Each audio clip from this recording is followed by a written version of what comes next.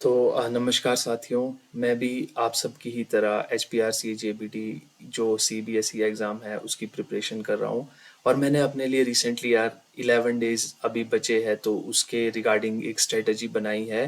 तो मुझे लगा मैं शेयर कर देता हूँ, क्या पता आप लोगों में से भी किसी को ऐसी मतलब हेल्प मिल जाए थोड़ा बहुत। और I'm 100% श्योर कि आपको मिलेगी हेल्प। तो मैं आपको ज़्यादा टाइम नहीं लूँगा, डायरेक्ट वीडियो पे बात करूँगा, टू द पॉइंट, ठीक है। सबसे पहले तो देखो यार, हमें क्या पता होना चाहिए इन 11 दिन में। हम सब कुछ तो नहीं पढ़ सकते हैं बहुत वास्टली, बट एक कॉम्पैक्ट वे में हम पढ़ सकते हैं चीज़ें जो कि पॉसिबली हमारे ऑलमोस्ट हर सिलेबस के इंपॉर्टेंट पार्ट को टच करता है, ठीक है। तो इस वीडियो में हम क्या जानेंगे, सबसे पहले इसमें हम देखेंगे कि यार कि सबसे पहले हम देखेंगे कि अपना कंप्लीट रिवीजन हमने कैसे करना है, डेली स्ट्रेटजी क्या होनी चाहिए पढ़ाई की, मॉक टेस्ट हमने किस तरीके से देना है, कितने देने हैं और टाइम कैसा कंज्यूम होगा उसमें, और जो हमारे 90 मिनट पेपर अटेम्प्ट स्ट्रेटजी होगी एग्जाम हॉल में वो किस टाइप की होगी, और सब्जेक्ट वाइज रिवीजन प्लान हमने कैसे रखना है अपना, ठीक है। तो ये सारी चीज़ें हम देखेंगे और प्लान करेंगे इसमें, ठीक है।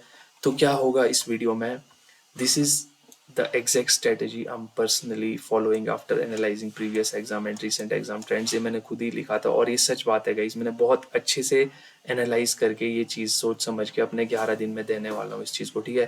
तो सबसे पहले यार देखो, जब ये JPT का ये CBSE वाला नोटिफिकेशन आया था तो इसमें सबसे फर्स्ट ऑफ ऑल तो इन्होंने हमारे को वो नहीं बताया कि सिलेबस क्या होगा एग्जैक्टली। जैसे पिछली बार थॉरोली बताया था कि हाँ ये सब कुछ आएगा जी आपका, 8 के 8 सब्जेक्ट प्रॉपरली इन्होंने एक्सप्लेन करके बताए थे। बट इस बार क्या होने वाला है देखो, इन्होंने जब इस वाले नोटिफिकेशन में इन्होंने हमारे को जस्ट दिया कि syllabus related to the concern subject plus up to the level of essential qualification and GK HPGK logical reasoning current affair English Hindi science social science and etcetera, है ना, ये सब कुछ बताया।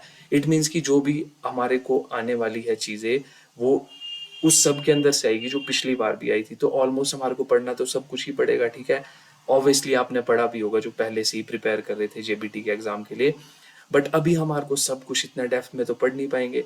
तो हम आगे देखते हैं कि हम अब किस तरीके से यार हमारे जो एग्जाम पैटर्न है उसको एक रियलिटी चेक के तौर पे देख करके अटेम्प्ट करने की कोशिश करेंगे, ठीक है। तो देखो, जो टोटल क्वेश्चन है इस एग्जाम के लिए जो अभी आने वाले हैं वो है 120, ठीक है। और टोटल टाइम हमारे पास है 90 मिनट, ठीक है। तो अब हम 90 मिनट को अगर हम लेके चलते हैं तो ऑलमोस्ट 45 सेकेंड हमारे को पर क्वेश्चन देना है, ठीक है। इससे ज़्यादा देंगे तो हमारा पेपर ऑलमोस्ट छूट जाएगा। अगर हम 45 या फिर 50 सेकेंड से ज़्यादा टाइम किसी भी क्वेश्चन को देते हैं, ठीक है। और कंपटीशन क्या है, बहुत हाई है, ये आपको भी पता है ये चीज़, ठीक है। तो हमारे को क्या करना है गाइस, देखो स्मार्ट अटेम्प्टिंग करनी पड़ेगी हमारे को, मोर स्टडी आवर्स देने पड़ेंगे। अब इसका क्या मतलब है, व्हाट इट मीन्स, देखो you can not read every question slowly, मतलब धीरे धीरे तो आप कोई भी क्वेश्चन नहीं पढ़ोगे। जब आप एग्जाम हॉल में बैठोगे आपको क्विकली पढ़ के क्विकली आंसर देना है। जैसे हमने पीछे अभी दिया भी था एग्जाम, उसमें आपको भी पता है किस तरीके से हमने क्वेश्चन अटेम्प्ट किया और कितने लेंथी थे।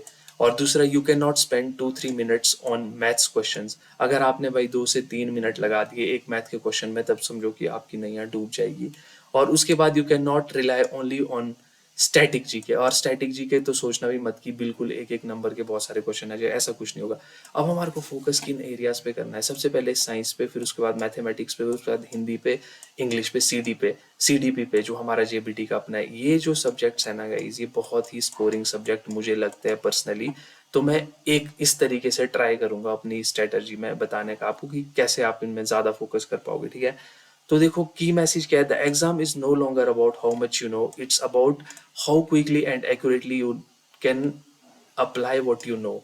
तो देखो यार, सीधी सी बात है, ऑब्वियस सी बात है, ये इतनी अब कितना क्विकली आप अप्लाई कर सकते हो और कितना एक्यूरेटली अप्लाई कर सकते हो, ये चीज़ बहुत मैटर करेगी इस एग्जाम में भी, ठीक है।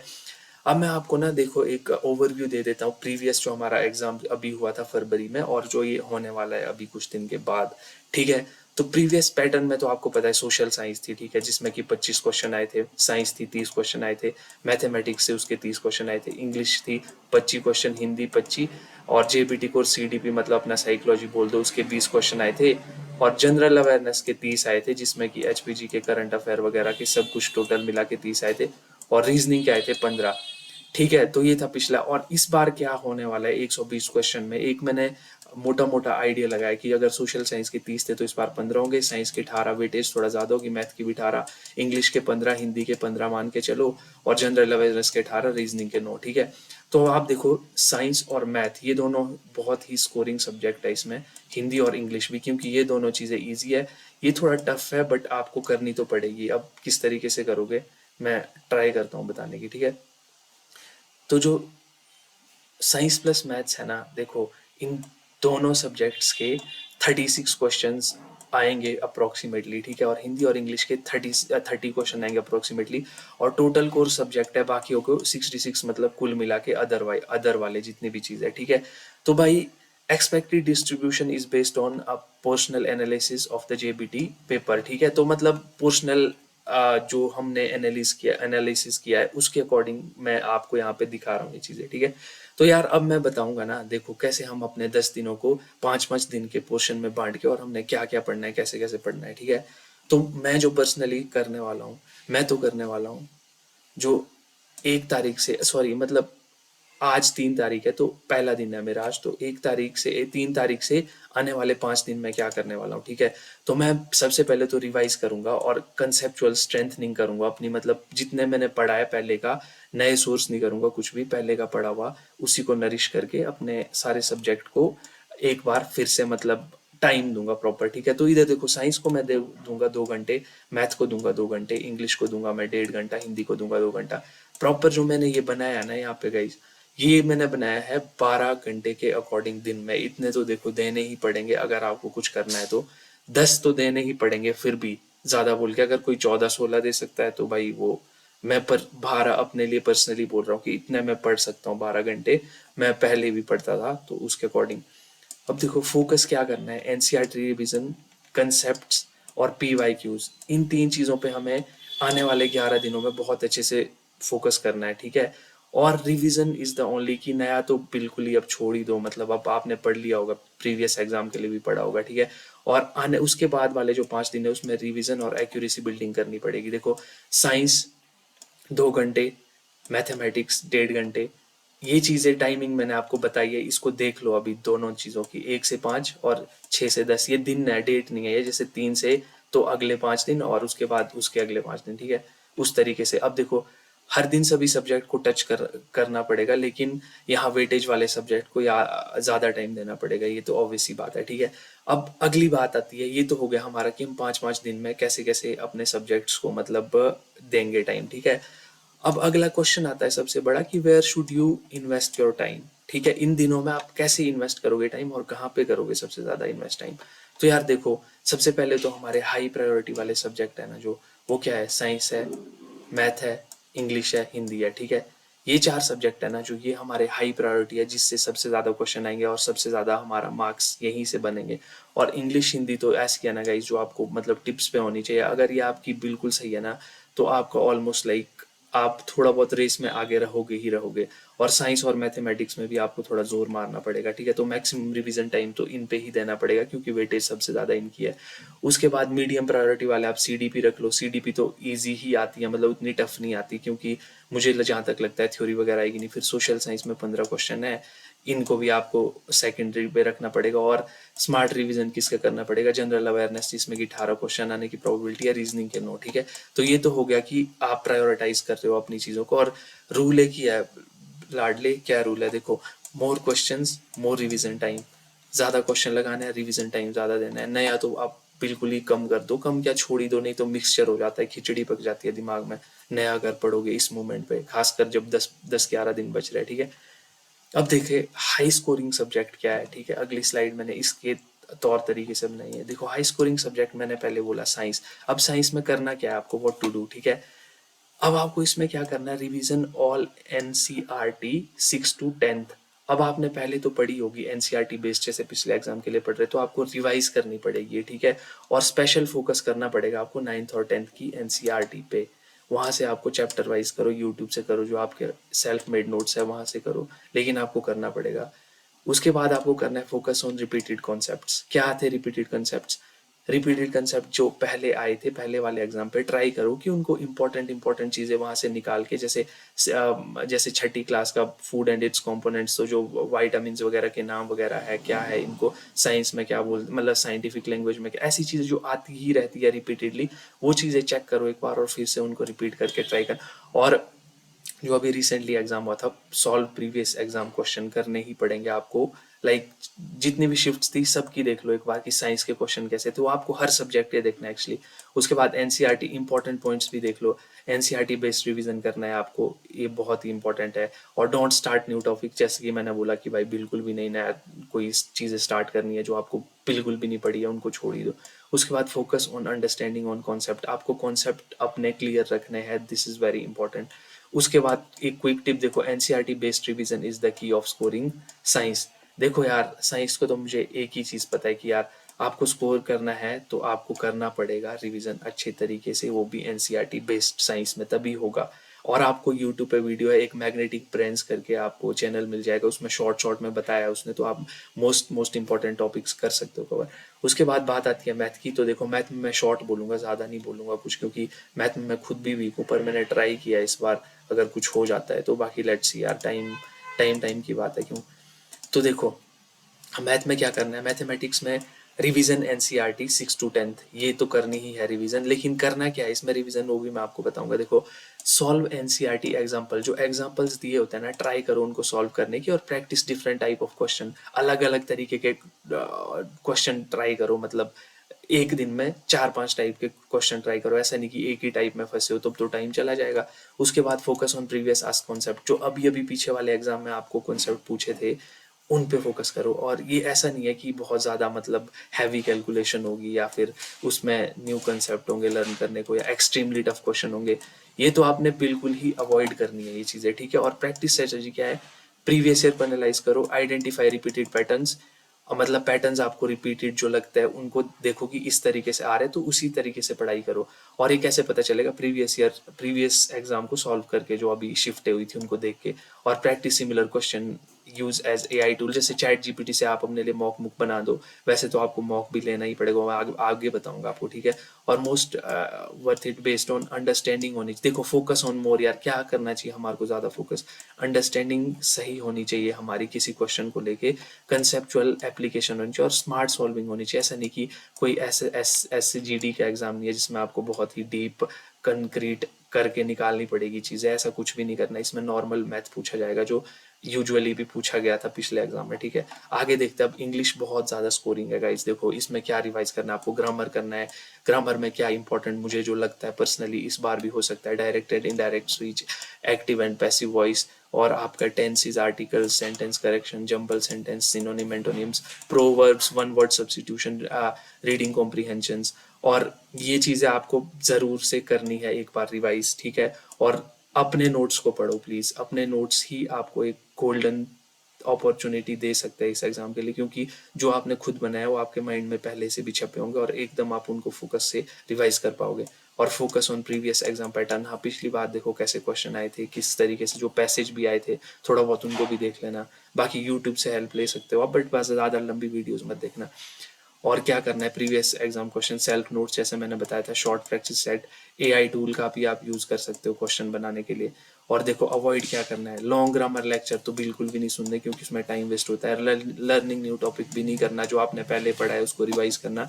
वॉच वेरी लॉन्ग वीडियोज नहीं, ये करोगे तो टाइम वेस्ट होगा आपका, ठीक है।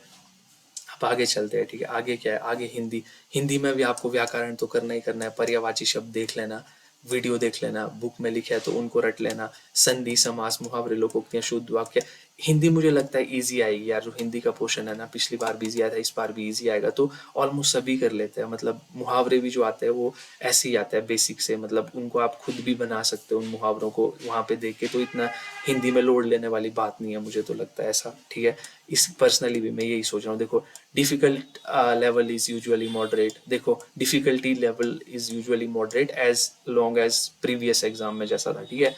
और लॉन्ग वन शॉट वीडियो नहीं देखनी, लर्निंग न्यू कॉम्पिटिटिव रूल्स नहीं देखने, टू मेनी रिसोर्सेज नहीं। जो आपके पास सेल्फ नोट्स है उनको रिवाइज करो, उनसे ट्राई करो बेस्ट आउट ऑफ बेस्ट निकालने का, ठीक है। और उसके बाद सीडीपी के लिए देखो मैं क्या करना है, बहुत स्कोरिंग सब्जेक्ट है, इससे एक नंबर भी बाहर नहीं जाने दूंगा मैं भी, और आप भी ट्राई करना। बाकी देखते हैं यार इस बार कैसा आएगा, पिछली बार तो थ्योरीज वगैरह आई नहीं थी, तो ज़्यादा मतलब अंडरस्टैंडिंग बेस्ड ही था। और चाइल्ड सेंटर टीचिंग अप्रोचेस ये भी आपको पढ़नी पड़ेगी, क्लासरूम सिचुएशन बेस्ड जो होती है वो चीज़ें, क्वेश्चन आपको करने पड़ेंगे, टीचिंग मेथड्स भी करने पड़ेंगे, और स्टूडेंट बिहेवियर अंडरस्टैंडिंग ये भी करना पड़ेगा। और बेस्ट स्ट्रेटेजी क्या रहेगी, सॉल्व 100 to 100 सी सेट के क्वेश्चन करने पर, सी सेट के क्वेश्चन है ना उनको यार आप लगा लो जो भी यूट्यूब पे मिलते हैं, और वो आपको कहाँ से लगाने वो मैं आपको बताता हूँ, ठीक है।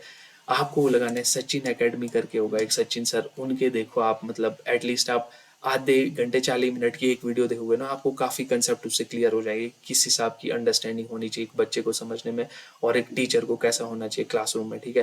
या तो हिमांशी मैम का जो लेट्स लर्न चैनल है यूट्यूब पे, उसके आप देख लो मॉक टेस्ट वगैरह जो लगे हुए हैं सी टेट के लिए, वहाँ से आपका इनफ हो जाएगा। और अगर आपको थ्योरीज करनी है थोड़ा बहुत इस बार देख लेना, डेवलपमेंट स्टेजेस, पियाजे, वाइगॉस्की, एरिक्सन, और आपकी न्यू एजुकेशन पॉलिसी वगैरह में थोड़ा बहुत आप ध्यान मार लेना।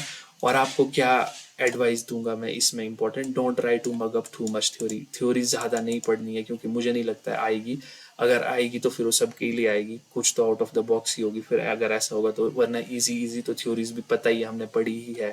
और watch video on 2x speed, हाँ यार ये बहुत इंपॉर्टेंट है, 2x में देखो वीडियो, टाइम वेस्ट मत करना क्योंकि टाइम बहुत ही ज़्यादा प्रीशियस है। Focus on question understanding, question को अंडरस्टैंड करने की ट्राई करना है, ठीक है। And learn how concept are applied in teaching, हाँ ये बहुत ज़रूरी है यार देखना, कि मतलब जैसे एक कंसेप्ट वो टीचिंग में कैसे अप्लाई होता है, वो चीज़ आपको अगर पता है ना तो आप क्वेश्चन खुद से भी बना दोगे, वहाँ पे ज़्यादा आपको टेंशन लेने की ज़रूरत नहीं होगी, ठीक है। अब बात आती है इनके बाद, ये तो थे मोस्ट हाई वैल्यूड जो मैंने अभी आपको बताए कि सब्जेक्ट्स, उसके बाद यार इन पे भी तो हम फोकस करना छोड़ नहीं सकते हैं ना अपने जो, इसके अलावा जो बेसिक मतलब सब्जेक्ट्स है, देखो सबसे पहले तो आपका सोशल साइंस ही आ जाता है। सोशल साइंस में क्या करना है हमने, देखो इसमें देखो पिछली बार जो मैंने देखा ना यार, इसमें पॉलिटी भी आई थी, ज्योग्राफी भी आई थी, हिस्ट्री भी आई थी, इकोनॉमिक्स भी आई थी, बट वेटेज का मुझे एज सच पता नहीं चला है। हिस्ट्री के 2 ही थे मेरे पास क्वेश्चन आए हुए, पॉलिटी के भी 2-4 थे, हिस्ट्री के भी 2-4 थे, पर हिस्ट्री के 2-3 टफ थे, इकोनॉमिक्स के ठीक थे, और ज्योग्राफी के भी ठीक थे, बट मैंने मिस आउट कर लिए थे कुछ एक चीज़ें, तो इसमें बहुत ही गलती पलती हो गई थी। तो मैं तो बोलूँगा एनसीईआरटी बेस्ड किसी ने पढ़ा है तो बेस्ट है, वरना जो भी हम यूजुअली भी कॉम्पिटेटिव एग्जाम के लिए पढ़ते ही है, पॉलिटी, ज्योग्राफी, हिस्ट्री, इकोनॉमिक्स, उनको ही एक बार अच्छे से रट लेना, और एक बार ट्राई करना कि यार मतलब क्वेश्चंस देख लेना एनसीईआरटी किस हिसाब से पूछती है, क्योंकि मुझे तो लगता है अंडरस्टैंडिंग बेस्ड ही क्वेश्चन पूछे है, इस बार भी वैसा ही रहेगा, मुझे एज लॉन्ग एज मुझे पता फील हो रहा है अंदर से। वैसे तो क्या ही पता होगा अब क्या आएगा, but at least I can just suggest you to do this. और देखो NCERT revision, conceptual understanding, previous exam question pattern को देख के, मैप्स, इंपॉर्टेंट फैक्ट्स को देख के, पॉलिटी में देखो article, rights and democracy, constitution, sorry constitution, संविधान, इसको देखना है, और पंचायती राज क्योंकि अभी इलेक्शन भी थे तो थोड़ा बहुत इसके बारे में भी पढ़ लेना। और ज्योग्राफी में तो पता ही है, रिवर्स एंड माउंटेन से एक आधा क्वेश्चन बन जाता है, एग्रीकल्चर टाइप से भी बन जाता है, मिनरल इंडस्ट्री से भी बन जाता है, इस बार भी बन सकता है। बाकी इंडियन ज्योग्राफी जो मैप से आता है भाई, हाँ क्या कुछ ये वो, सो थोड़ा बहुत ऊपर नीचे राज्य यहाँ है तो इधर को कौन सा राज्य है, तो मतलब सबकी जो जियोग्राफिकल लोकेशन कंडीशंस है उनको एक बार देख लेना। हिस्ट्री में देखो फ्रीडम मूवमेंट्स, मॉडर्न हिस्ट्री से मुझे लगता है ज़्यादा क्वेश्चन बनेंगे इस बार, और प्रीवियसली भी हड़प्पा हुड़प्पा इतना सिंधु घाटी वगैरह कुछ आया ही नहीं था ज़्यादा, मैंने जो पढ़ा था उससे, तो मैं इस बार भी उनको पढ़ लूँगा, मतलब थोड़ा बहुत, बट इतना डीपली नहीं पढ़ूंगा। हिस्ट्री में यार ज़्यादा नहीं फंसना, बहुत डीप है, जितना मैंने पहले ही पढ़ा है एक रिवीजन मार के छोड़ दूंगा, बाकी देखी जाएगी। उसके बाद इकोनॉमिक्स में देखो जीडीपी आपने पढ़ लेना, ग्लोबलाइजेशन और लाइक बैंकिंग जो बेसिक चीज़ें होती है क्या क्या चीज़ें, और डेवलपमेंट इंडस्ट्रीज। और वैसे यार हमारे को ना सिलेबस में 9th 10th की ही इकोनॉमिक्स लगी है, तो आप एक बार देख लेना 9वीं और 10वीं की जो इकोनॉमिक्स की एनसीईआरटी है ना, वो कवर हो पाती है तो, अगर मतलब मेन टॉपिक है उसमें से तो कर लेना। उसके बाद अब देखते हैं जनरल अवेयरनेस में क्या था यार, व्हाट टू फोकस, देखो एचपीजीके की schemes, Indian current affair, world GK and report, sports and awards. पिछली बार तो मुझे इनमें से ही दिखी थी सारी चीज़ें। अब मैं आपको बताऊं तो हिमाचल जीके में क्या था, न्यू गवर्नमेंट स्कीम्स जैसे reverse, parks and wild life, HP history में पॉलिटी जो हिस्ट्री और एचपी की है, मतलब पॉलिटी और हिस्ट्री, उसके बाद रिसेंट चेंज क्या, पंचायत इलेक्शन थे अभी, तो इनसे रिलेटेड जो भी फैक्चुअल करंट अफेयर्स हैं उनको देख लेना एक बार। इंडिया और वर्ल्ड की भी जो सबमिट है और कॉन्फ्रेंसेस होती है सभी, मतलब बड़े बड़े ऑर्गेनाइजेशंस की, उनको भी देख लेना है। इसरो वगैरह से अभी रिसेंटली जो भी लॉन्चिंग वगैरह होती है उससे भी एक आधा क्वेश्चन पड़ जाता है, डीआरडीओ से। और इम्पोर्टेंट रिपोर्ट्स और इंडेक्स तो ज़रूर से याद कर लेना, क्योंकि यहाँ से एक क्वेश्चन ज़रूर आता है, और अवार्ड्स एंड अपॉइंटमेंट्स से भी एक क्वेश्चन ज़रूर आता है। तो मैं मोस्ट इंपॉर्टेंट इन चीज़ों को रखता हूँ। बाकी यार स्टैटिक का ज़्यादा है, सच पता नहीं होता है कहाँ से कौन सा क्वेश्चन डाल दे। तो ऑल अलोन जिसने मतलब पहले से ही अच्छी पकड़ इस पे बनाई है उसके लिए बहुत बेनिफिशियल होगा। मेरा तो खुद का भी वीक है, पर मैं ट्राई करूंगा मोस्ट आउट ऑफ इट निकालने का, बाकी देखी जाएगी क्या होता है, ठीक है।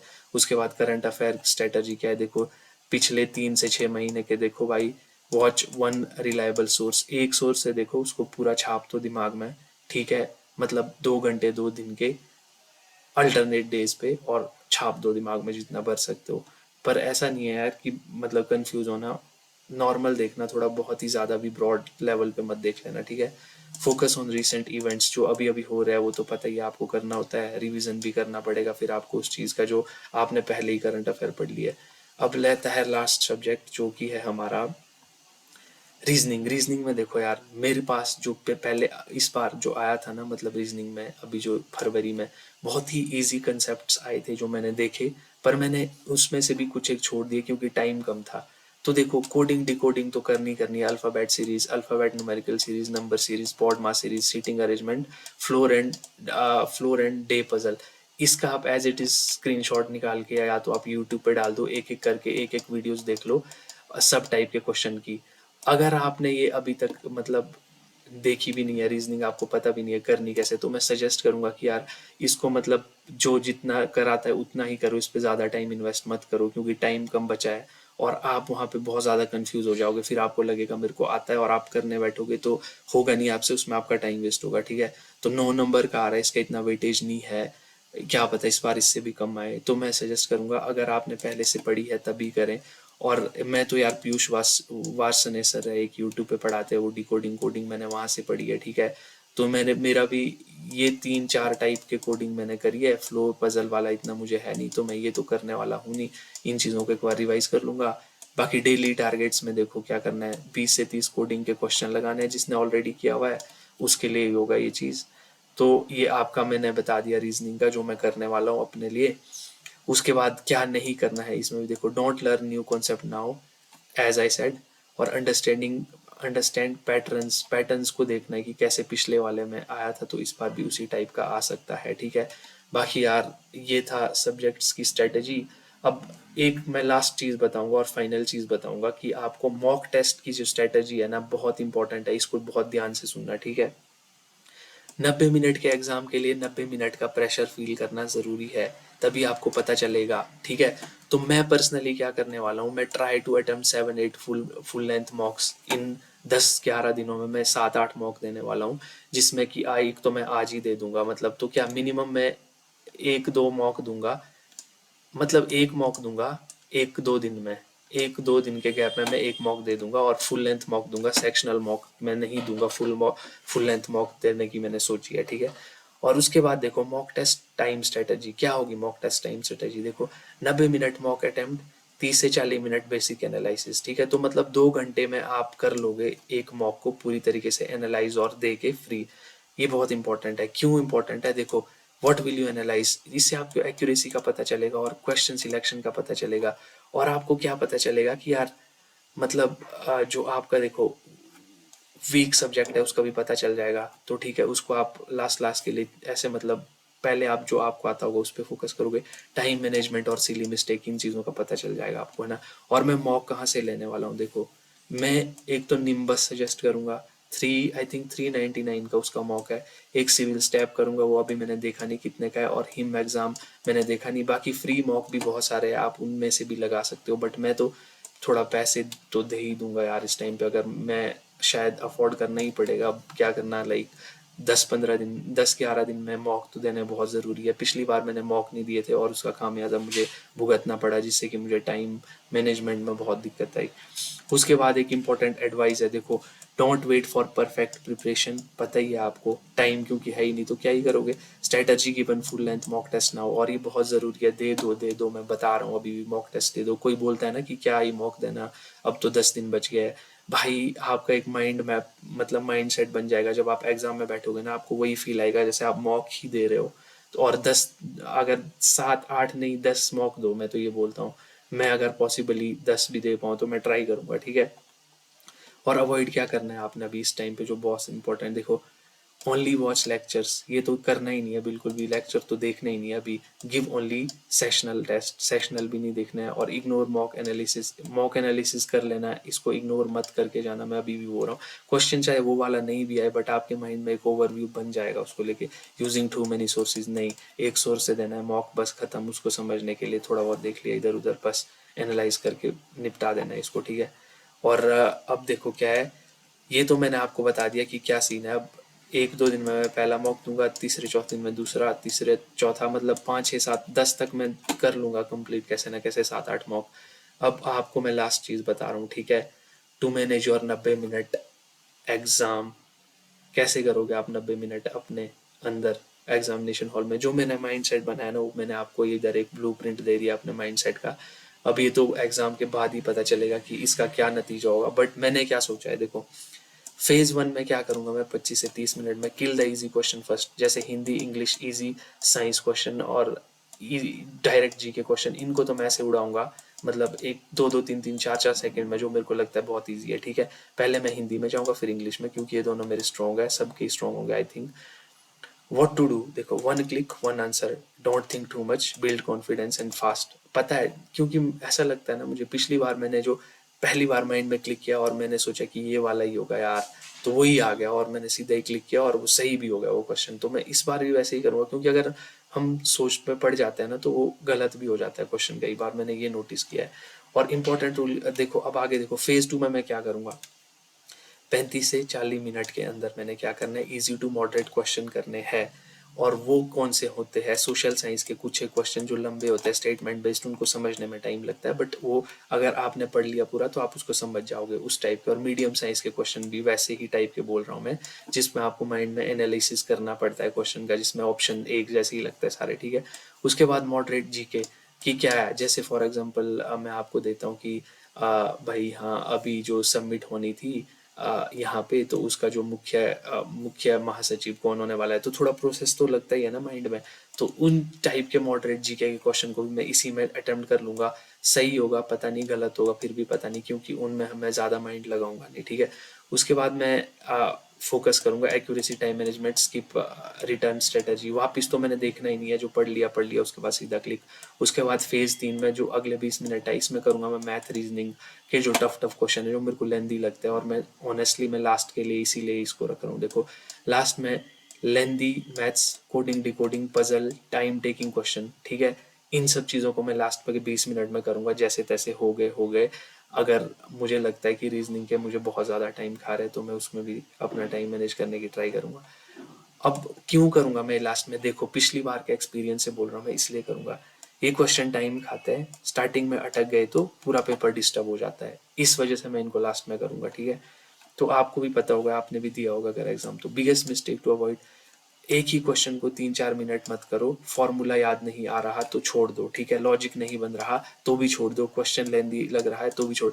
सारे ही नहीं छोड़ना है, सारे ही ऐसे नहीं होता है, कुछ ईजी होता है, कुछ ईजी टू मॉडरेट होता है, कुछ हार्ड होते हैं। तो मतलब मुझे इन सब चीज़ों के लिए मैं क्या करूँगा, पहले मार्क करूँगा, फिर वो मार्क होगा, अगर मैं लास्ट में उसको मतलब सबमिट भी नहीं कर पाया तो खुद ही सबमिट हो जाता है। तो उसके बाद उसको वो कर दूंगा मैं, एंड में अगर टाइम लगा तो वापस आ जाऊंगा। अब देखो लास्ट एग्जाम में क्वेश्चन लेंदी होते थे।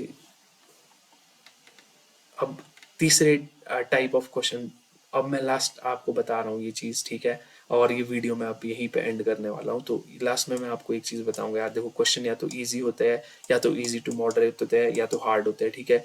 डायरेक्ट सिंपल स्क्रोल क्वेश्चन, उनको क्या करना है, देख के क्लिक करके आगे बढ़ जाना है, जो आपको लगता है इजी है और 1 मार्क्स के ही है, ज़्यादा दिमाग दौड़ाना ही नहीं है, ठीक है। जैसे आपको लग रहा है कि भाई फॉर एग्जांपल क्या बोलते G20 सम्मेलन कहाँ हुआ था आपको, लाइक 2019 में, आपको लग रहा है फ्रांस में हुआ था, यार नहीं नहीं शायद वो हुआ था ब्राजील में। तो ऐसे कंफ्यूज नहीं होना, आपको जो पहले माइंड में आया ना क्लिक कर दो, क्योंकि वो वैसे भी सही होगा या गलत होगा, बट जो फर्स्ट क्लिक में माइंड में आता है मुझे लगता है वो सही होता है हमेशा, ठीक है। हार्ड लेवल में लेंथी और टाइम टेकिंग और ट्रिकी क्वेश्चन है, उनको मैं लास्ट के लिए रखूंगा, जैसे कि मैंने यहाँ पे भी बोला था 20 मिनट में मैं उनको ट्राई करूंगा ख़त्म करने की अपनी, ठीक है, लास्ट के 20 मिनट में। और देखो टाइम पर क्वेश्चन गाइड, इजी क्वेश्चन 30 से 40 सेकंड, ठीक है, 30 से 40 सेकंड में इजी क्वेश्चन को उड़ा दो, इजी टू मॉडरेट क्वेश्चन को 50 से 60 सेकंड में उड़ा दो, और हार्ड क्वेश्चन के लिए जो बचा है ना, मैंने बोला था लास्ट के, उसको अगर बहुत ज़्यादा हार्ड लग रहा है तो 2 मिनट से ज़्यादा भाई किसी को अगर आपने टाइम दिया तब तो आपका पेपर निकलने वाला ही नहीं है, मेरा भी नहीं निकलेगा। तो मैं पर्सनली भी खुद ट्राई करूंगा। देखो यार, बता तो मैं आपको ये सब पूछ रहा हूँ और खुद मैं ये ट्राई करने की कोशिश करूंगा, बट अब एग्जाम हॉल में क्या होता है वो तो वहीं पे पता चलेगा, है ना। तो बट हम अपनी ट्राई तो कर ही सकते हैं ना, 100% तो दे ही सकते हैं ना यार। तो मैं वही करने की कोशिश कर रहा हूँ और आपको भी बताने की कोशिश कर रहा हूँ। और देखो यहाँ पे one question maximum 40 second, important tips है ये, don't get stuck, skip return strategy use करो, एक्यूरेसी अटेम्प्ट और OMR केयरफुली चेक करो। देखो OMR तो क्या मतलब, जो वहाँ पे साइड में आता है उसको भी चेक करो कि कौन सा भरा है कौन सा नहीं भरा है, और जल्दबाजी मत करो, थोड़ा बहुत ठहराव के साथ उसको क्लिक करोगे ना जब, वैसे ही भी कर लेना, ठीक है। बाकी इतनी सी थी ये स्ट्रेटजी। बाकी फिलहाल के लिए यार देखो, अब जो होना है वो तो होने वाला है ही, एंड अब इसी वीडियो के साथ मैं एंड करता हूँ, पर लास्ट में मैं एक चीज़ आपको और भी दिखा देता हूँ। देखो पिछली बार जब मेरा एग्ज़ाम हुआ था तो जो जो मुझे लगे थे ना क्वेश्चन कि ये इजी होंगे, ठीक है, मतलब जो मैंने फर्स्ट क्लिक में किए थे वो सही हुए थे। देखो ये वाला क्वेश्चन देखो, ये भी मेरा सही हुआ था, इजी था। ये निम्नलिखित में से कौन सी जनजाति है समुद्री अल्पाइन क्षेत्र से पाई जाती है, ये मैंने एक क्लिक में सोचा माइंड में और ये होगा, तो यही था। दूसरे में भी सेम यही था। तो इस तरीके से यार अगर हम डबल ट्रिपल माइंड करके सोचते हैं ना यार, तो बहुत सी चीज़ें गलत हो जाती। इसमें मैंने ट्रिपलिंग करी थी माइंड में, वैसे इजी था ये क्वेश्चन, फिर भी मेरा देखो यहाँ गलत हो गया था ये। तो इसलिए मैं बोलूँगा कि माइंड में जो फर्स्ट क्लिक में आता है उसी टाइम क्लिक कर दो। दूसरी तीसरी बार सोचोगे तो आपको थोड़ा बहुत खामियाजा भुगतना पड़ सकता है। तो चलो यार गाइज, इसी के साथ फिर मैं चलता हूँ अभी फ़िलहाल, अभी के लिए लेता हूँ मैं आपसे बाय बाय। आई होप आप अच्छा करोगे। मिलता हूँ मैं आपसे अब एग्ज़ाम के बाद ही। मुझे बताना कमेंट करके अगर कोई भी देखेगा कि मतलब आपको इस वीडियो से आप थोड़ा बहुत भी मोटिवेशन मिला या फ़ायदा मिला, तो थम्स अप ही भेज देना एटलीस्ट। और मैं आपको मिलूँगा फिर 13 तारीख के बाद, एग्ज़ाम के बाद, मतलब जब भी मेरा होता है तो मैं एक वीडियो उसके बाद अपलोड करूँगा, ठीक है। चलो फिर इसी के साथ bye bye, thank you, good luck for your exam.